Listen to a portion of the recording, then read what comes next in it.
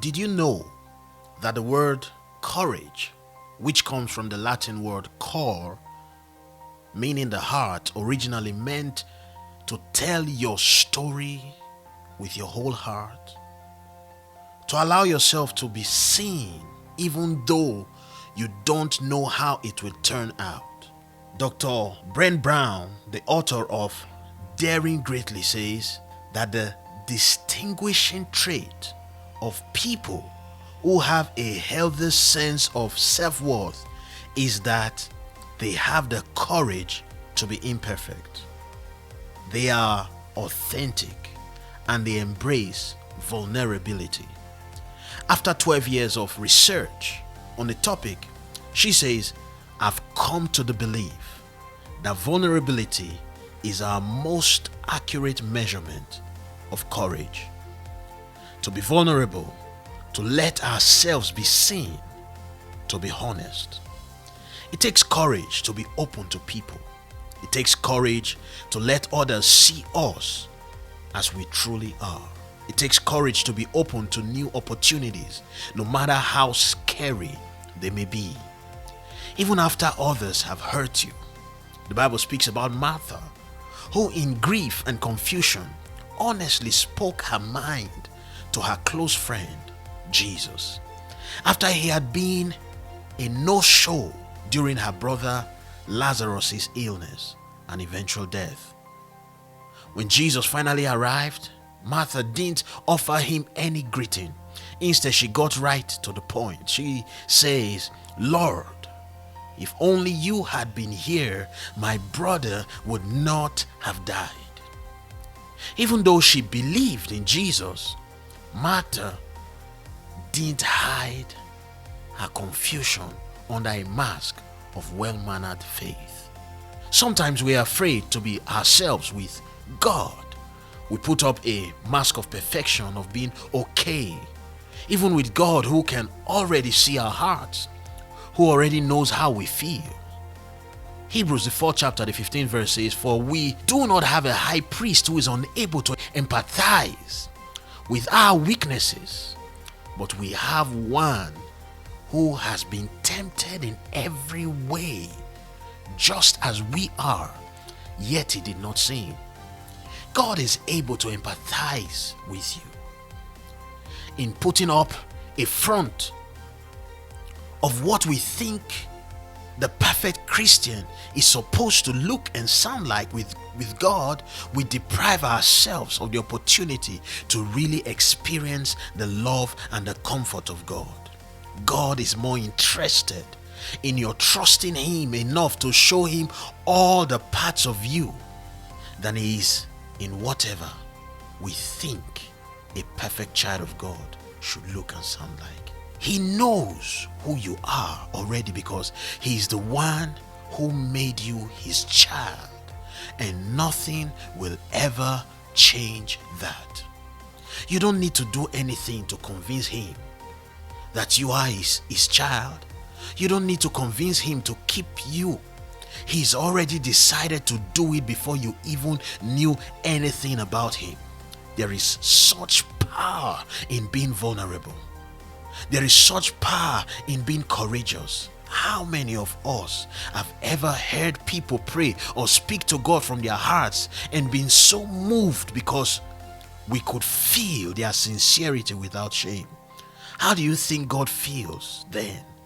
Have you ever been moved to tears or even blessed just by the way someone completely owns how they feel without trying to avoid the uncomfortable parts? Recently, I read a blog about a father who'd lost his son, and I was so moved by the way he spoke from his heart. I could literally feel everything he was feeling: his confusion, his grief, his hope, his sense of loss, his joy, and his faith in God, even in the midst of everything. And I wept. Through this man I had never met, God was able to reassure me of his unfailing love, and he was able to show me how he always will be with me even when I walk through the valley. I learned that there will surely be valleys, but I can count on God's empathy. I can count on his unfailing love, and that he will always work out all things for my good. I learned all these things through a father, a pastor, a leader who was courageous enough to show his true heart even while he was grieving. And not grieve perfectly, whatever that may mean. Does this mean we must trust the most secret parts of ourselves to everyone? Definitely not. Not everyone is worthy of our trust.